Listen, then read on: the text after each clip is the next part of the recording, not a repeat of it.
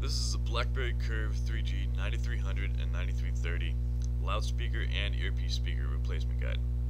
To gain access to the loud and earpiece speaker, you'll need to disassemble your phone using the Blackberry Curve 3G 9300 and 9330 Take Apart Repair Guide, which is available at repairsuniverse.com. The left speaker is a loudspeaker. To the right is the earpiece speaker. To remove either speaker, you will need to use a small flathead screwdriver or similar, as both are held in place with adhesive.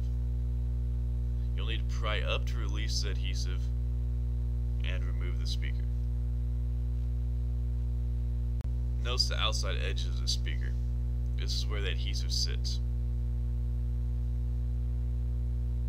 To replace the speaker, reapply the adhesive and pop it firmly into the housing. Use the same method to remove the earpiece speaker.